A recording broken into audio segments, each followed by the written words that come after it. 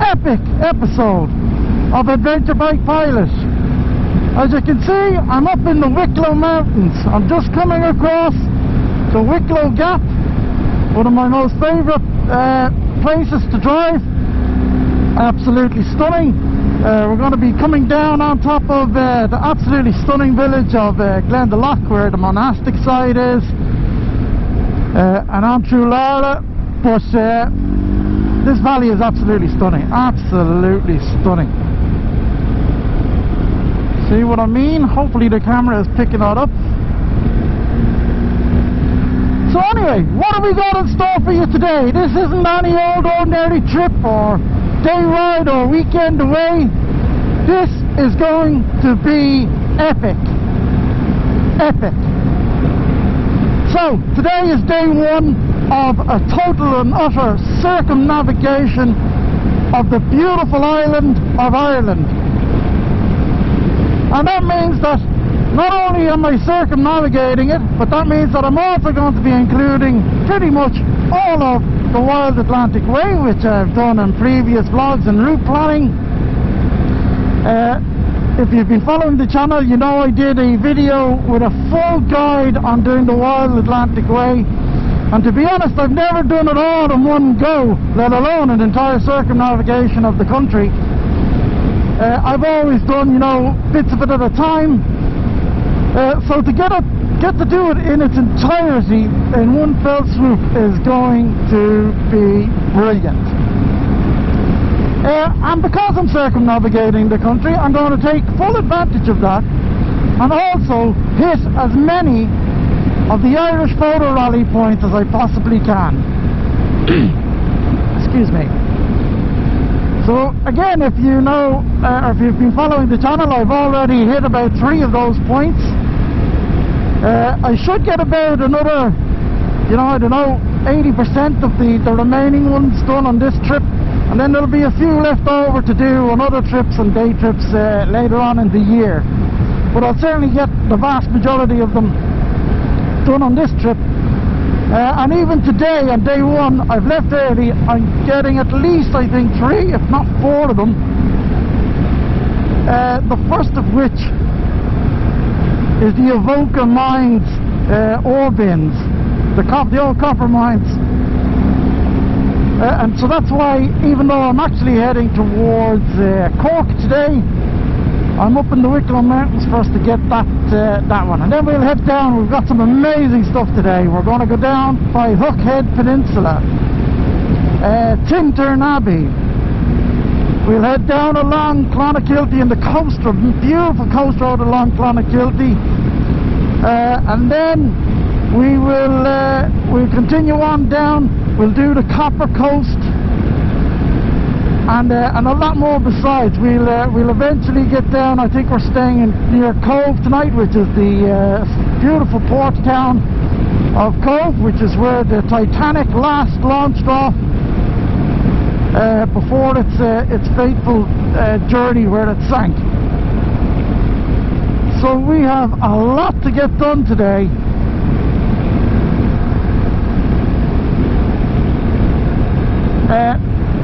So we're going to see the best of Ireland in terms of biking routes and scenery and points of interest. Not just the points of interest on the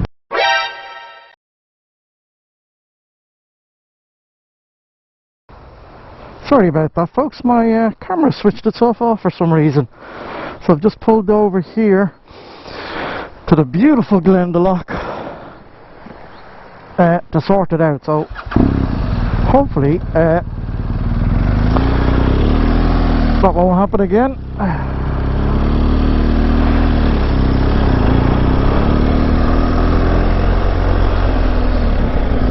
But yes, as I was saying, we're going to see some of the best biking routes, points of interest in the entire country.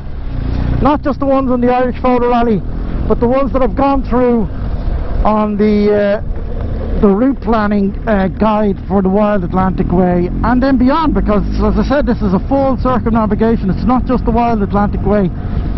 This is basically everything I can cram in on the entire coastline of the island, east, west, north, south. The whole thing. So we're going to see some astonishing stuff. I'm hoping to God that the weather holds up. The weather for the last 4 or 5 days has been absolutely astonishingly hot. I have the typical Irish farmer's tan, and of course Murphy's Law, the weather is to turn today, so I think I'll probably get maybe as far as Wexford, maybe if I'm lucky, before I start to hit some really apparently torrential rain. So I'm totally geared up. As I mentioned on my Facebook post, the bike is fully serviced. It's got new tyres. I've got all my gizmos and gadgets all on aboard and fired up and charged. The only thing that concerns me is I've tried to vlog the Ring of Kerry and all of that a couple of times, but always something goes wrong with this camera, and what's just happened to it there has given me pause for thought and nervousness around it. It always goes tits up when I'm on a big journey like this. What happens generally is it rains and it knocks out the audio or fogs up the camera. So I've tried to take measures to counter that, but you just don't know if they're going to work. And I could spend the day chatting to myself to find that I have all of the footage has been rendered useless. So we'll catch what we can. Look at this now. This is Lara. This is a huge motorbiking spot, and if you're Scottish it would be the equivalent of the Green Welly. Just a real focal point where all the bikers meet before they like go off on Sunday rides and everything, you know. It's a big biking spot. So we're going to crack on. As I said, it's a long day. Today today's probably the longest day. There's about just over 300 miles or 500 kilometers to do today, so it's a big day. I left just after 8:30, and the sat-nav, which is usually pretty accurate, was telling me I'd get in at about 7:15. Even with that little stop there to fix the camera, it's telling me I get in at about 7, so I hope I can chop out about 30-40 minutes. So even if I add it back in with stops for photographs for the photo points or drone footage, I'd like to get into my hotel tonight at around 7, half 7. 8 at the latest, certainly, but half 7 would be probably ideal. So let's crack on. Thanks very much for joining me, and let's go on this journey and see what's out here, and hopefully you'll get a flavour, particularly if you're somebody that's not from Ireland and has never done the Wild Atlantic Way or been to any of this part of the world, and you're thinking about it. Well, hopefully I can capture, if this camera doesn't let me down, some of the most iconic spots in this country. And if we can get the weather, honestly, there is no better place to be. That's the one thing that Ireland is always contingent on, is the weather. Even in the height of summer there can be lashing rain. So anyway, let's crack on. So I think we're just coming up to the first one. There's the mine up there on the hill. We're parked at one of the old buildings.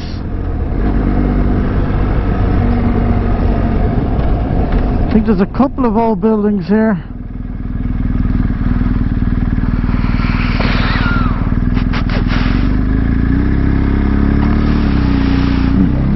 There's the river, beautiful.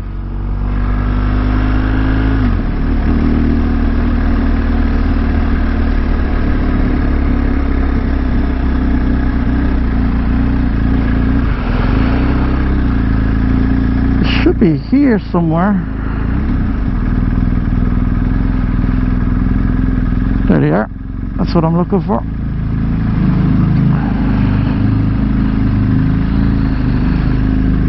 Yep.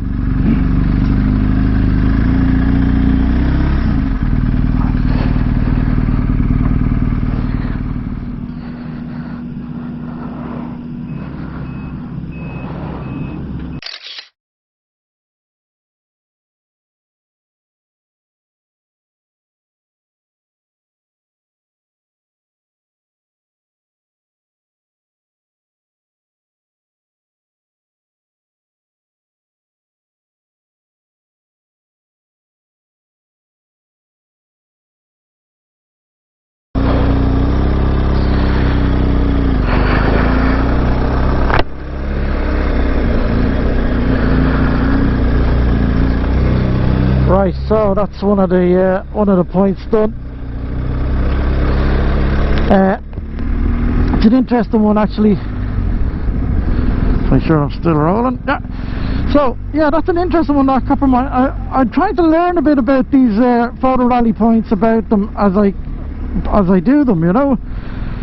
Do a bit of Google research on them, and it's surprising at how many of them have little to no information on them. And it was actually quite hard to get some information on this. I got a very little bit. It's a copper mine. It was closed down in 1982. I'm not sure of when it was operating or who was operating it. It's closed down now. There's an awful lot of dangerous spots on it. I was hoping to get some aerial footage of it there, but there's too many construction workers there, as you can see in the video. So I don't want to get an earful. So I'll get it another time. This isn't too far off my usual weekend beaten track, so I can get that at any time. It's not too far away. But the one interesting thing that I did read about it was that yeah, so that apparently there was copper being traded with the ancient Greeks as far back as 109 AD, I think it is. So that's what, 200, 2000, about 1800 years ago. Ancient Greeks were trading for copper from this site, and they were aware of it. So it just goes to show, you know, how old that mine actually is. Now I don't know if it was an official mine at that stage. I assume it was in some way in operation, a rudimentary mine back in the day. But yeah, that was the most interesting fact I could find about it. If anyone else knows a bit more about it, let me know. I'd be very curious. So as predicted, not too far outside of Wexford, here comes the rain. It's going to slow everything down, and luckily I have all my gear in. Put the little covers on the tank bag and the phone. And now I finally get to try out these Sprader covers. Yeah, I'm at the next spot. I almost drove right past it, to be honest. I think this one is called Dancing at the Junction. It's just a little monument here on my right. Hopefully my camera isn't fogged up and the sound is working in this rain. It's normally when it's raining like this, it's decides to pack it in.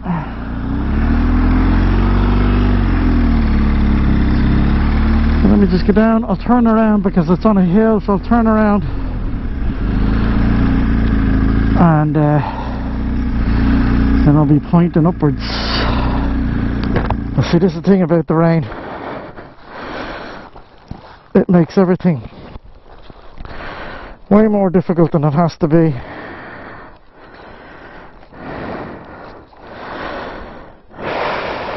I have to take these bloody mittens and gloves off.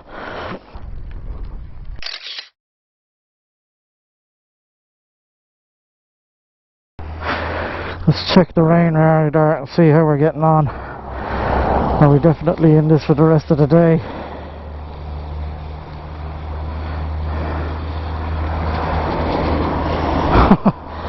Oh yeah. Yep, we're in this for the day, alright.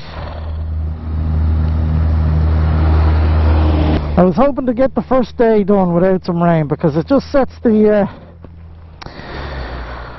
tone if you do a nice bit of decent weather. Plus, literally now from day one, my gear is going to be soaked, absolutely soaked. So Dancing at the Crossings has been designed, fabricated and donated to the community of Blackwater by Michael Cash. This project was supported by Foss, Kent Stainless and Morrissey Engineering and commissioned by the Tidy Towns Committee. That's a nice little statue or monument, or whatever they want to call it. So that's the dancing at the crossings. So anyway, we'll crack on, and I'll probably power back up again at Tintern Abbey maybe, or Hookhead. I'll see how we get on. I can't remember if there's anything in between, but let's get on. Talk to you then. So we've just taken the turn off the main road there, down onto the peninsula. That takes us down to Tintern Abbey and Hookhead and Slade Castle and all of that fun stuff. So I think we're just coming on to the entrance here for Tintern Abbey. So we'll go in and we'll have a quick look. Yeah, here's the entrance here. We're right in a bend, so it's not a great location, but I'll just because it's raining, I'm just gonna hit the point and show it to you, and then crack on. Beautiful place if you want to come in and do a walk. And there's a fabulous story about how this particular abbey got here. It's called Tintern Abbey, and there's a Tintern Abbey here in Wexford, and there's another Tintern Abbey in Wales, and that's not a coincidence. They were built by the same man.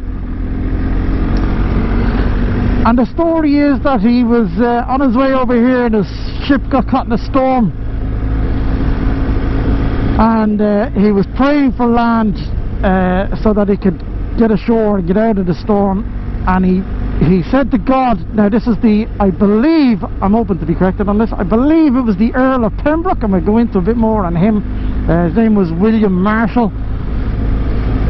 I think it was him. He certainly built this place, and he prayed to God. He asked God that if he got him safely to shore, he'd build him an abbey. And sure enough, he got safely to shore near here. I think probably closer down by the salt mills that we're going to go past now in a minute. And true to his word, he built him an abbey, and it's a replica, I believe, of the one in Wales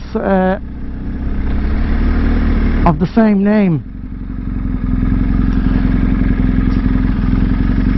So that's the abbey there. So you can see it's a beautiful building, and it does open up to the public. And there's a walk down there with a beautiful bridge, a really ornate bridge. Now I have been chomping at the bit to get this on drone, this and Hookhead, and every time I get here, it's either raining or there's just too many people. So yeah, see, there's the ornate bridge down there. You can see, you can walk down onto it. Obviously I'm not doing it now in the pisses of rain and all my gear, but what a beautiful abbey, absolutely stunning. See if you can turn around here.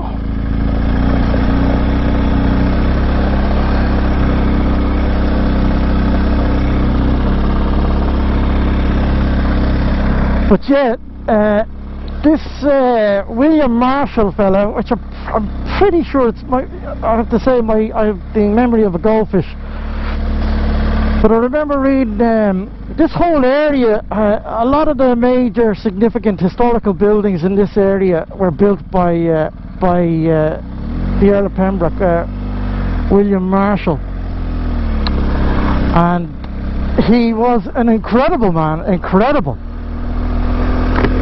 He was an English knight, and not just a knight, any knight. He was quite a prolific knight, considered probably one of the greatest knights of all time. Very accomplished swordsman.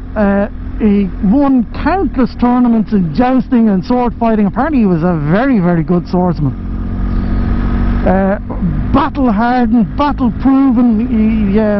He was the son of a nobleman, fourth son, I think, fourth or fifth, so he was never going to inherit his father's titles and land, so he had to make it on his own. But he became this knight and was travelling around and tournament to tournament. And you know, don't hold me to the absolute facts. I'm trying to pull it from memory, and it's a bit hazy. But he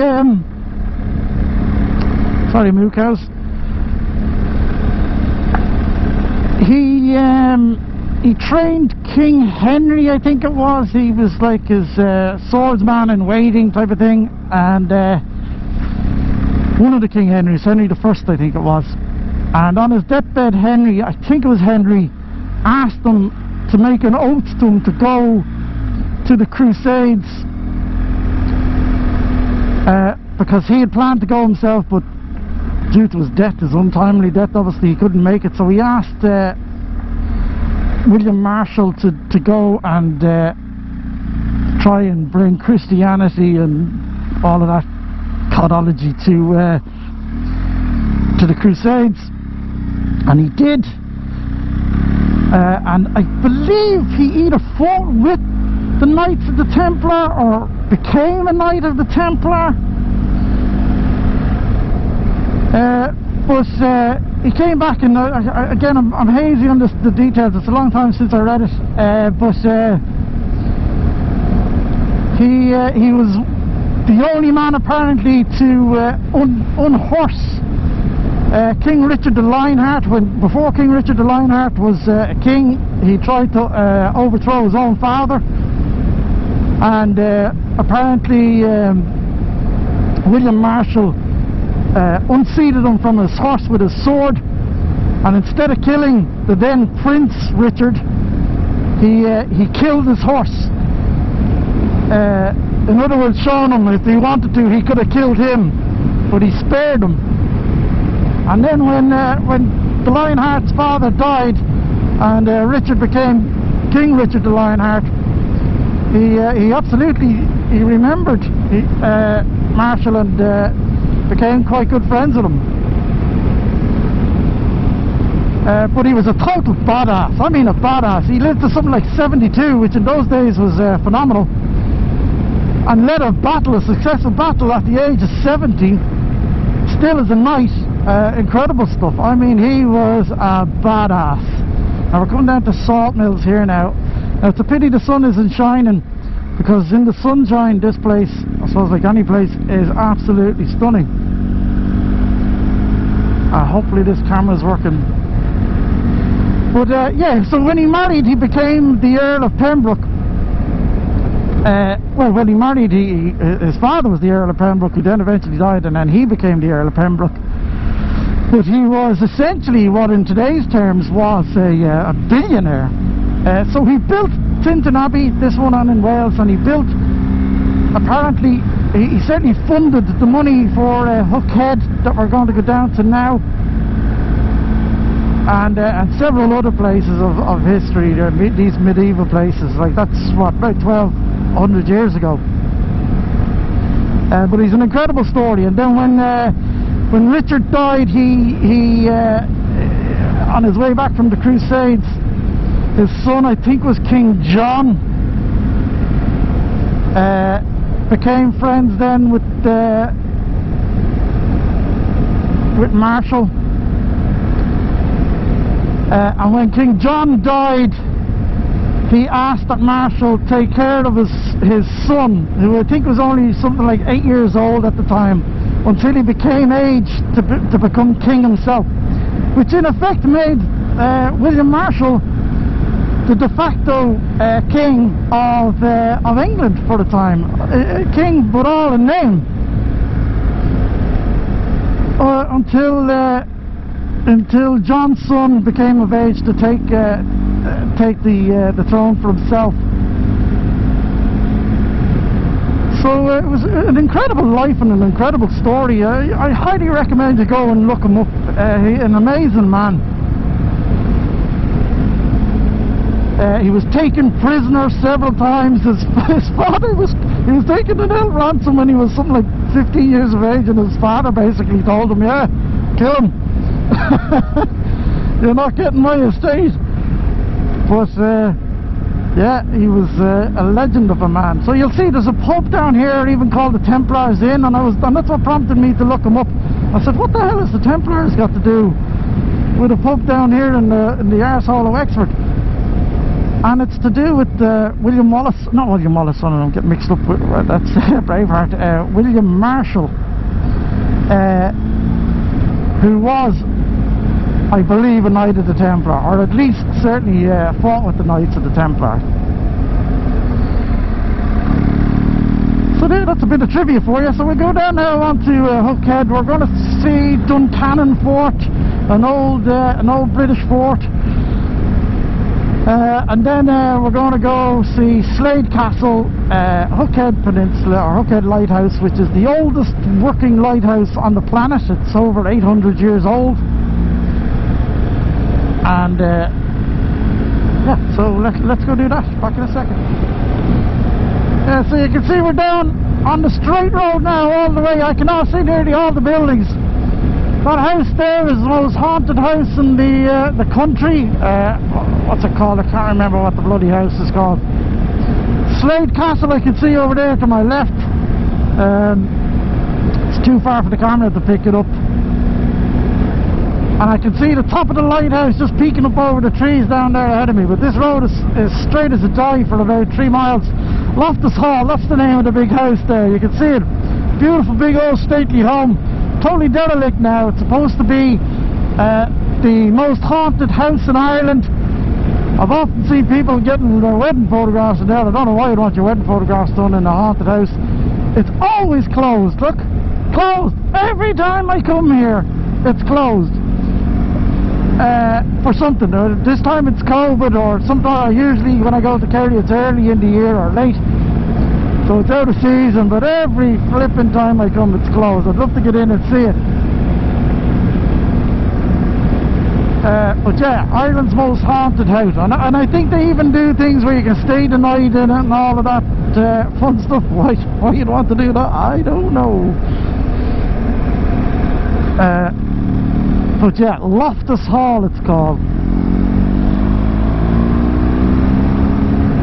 So Slade Castle, it's down here, as I can see just peeking up over there. It's another castle, I think built by the Earl of Pembroke, William Marshall. It should be in and around the same time as the lighthouse.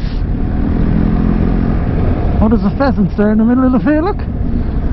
I'm not a pheasant plucker, I'm the pheasant plucker's son. I'm only plucking pheasants until the pheasant plucker comes.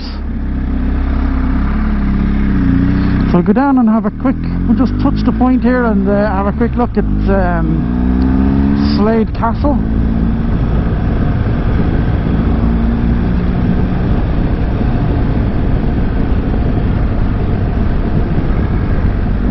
As you can see, hopefully the camera's picking it up. It's quite remote. The weather seems to have toned down a little bit. It's not half as bad as I was expecting it to be, so maybe the worst of it is over.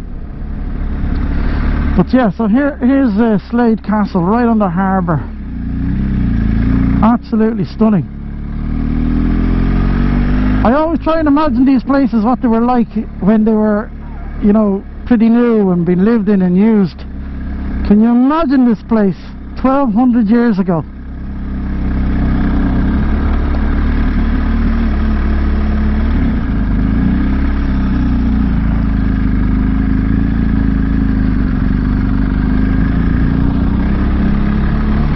Now if memory, so these must have been old storehouses to it.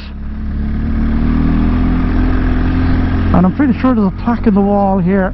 There's a nice little cemetery or something in there with beautiful views out over the bay. I'm not going out to there. So there, look, this pier was built by the people of Hook in 1847 as a famine relief project. 1847 to 1997. So the pier must have been built after, well obviously it was built after the castle, to generate work for people after the famine.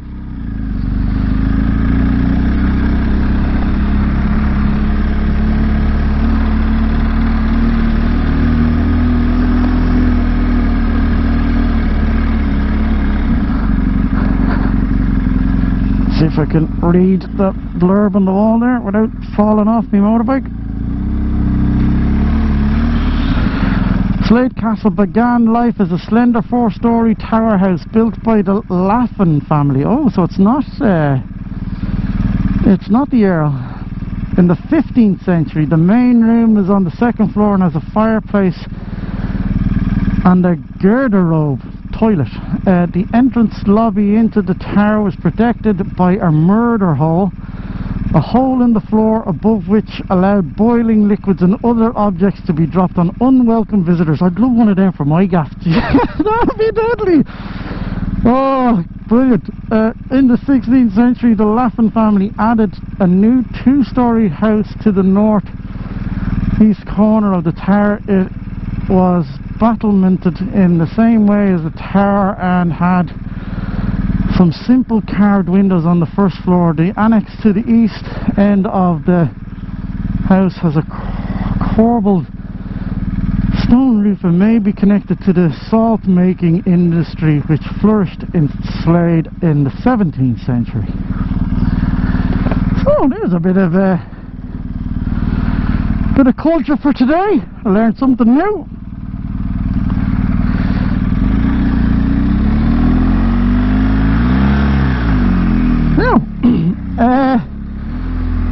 So we're only less than 5 minutes now from the lighthouse, the Hook Lighthouse. And again, there's an interesting story about Hook. Across the bay is another town called Crook, across the harbour. And the story is that when Cromwell excuse me, when Cromwell was trying to take Waterford City, I think it was, he was to sail his fleet down here, and he is rumoured to have said, we'll sail the fleet either by hook or by crook to take the city of Waterford. Or it could have been Wexford, but I'm pretty sure it was Waterford. And so apparently that's where the saying by hook or by crook comes. Now, I don't believe that one myself. I think by hook or by crook probably is more likely to refer to the tools used by shepherds to grab sheep. But that's the legend.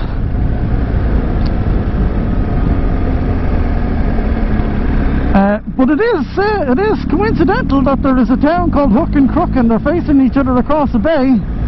So you never know. It could be true.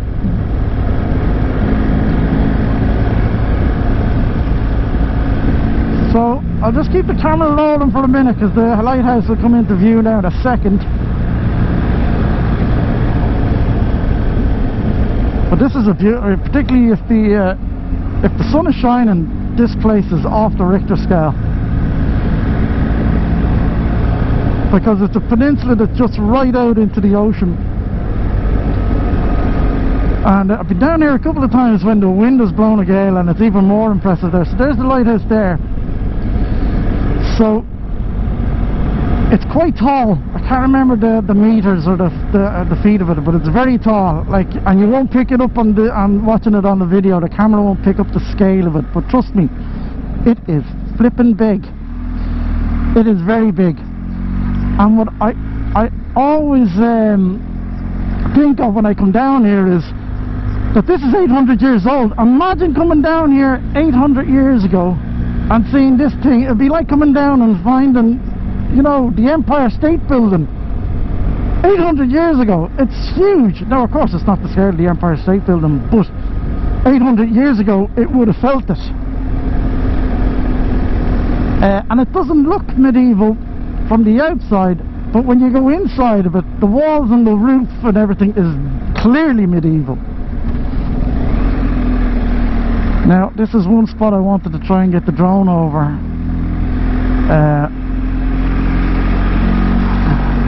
But I might try and get a sandwich first, see if the rain holds off, and then I might grab it on my way out of here.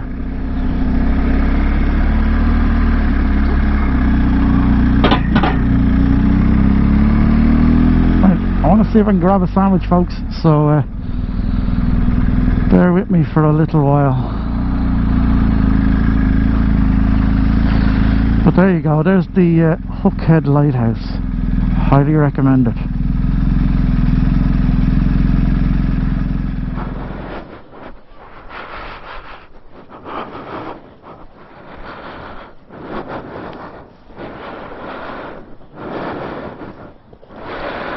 I assume that's supposed to be the Earl of Pembroke.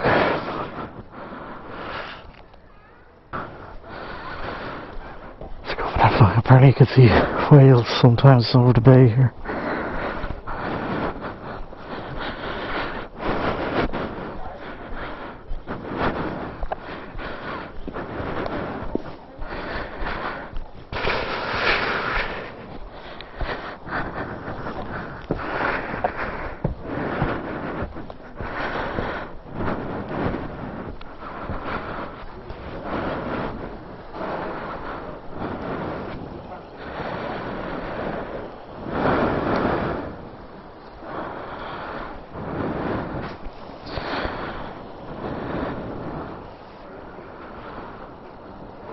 Watched an amazing video the other night of divers diving here.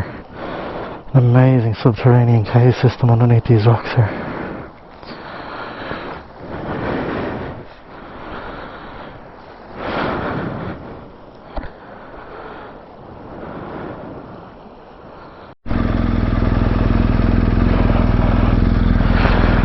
Right, so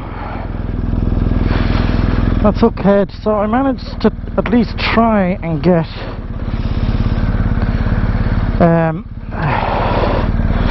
the drone up, and I actually used my brand spanking new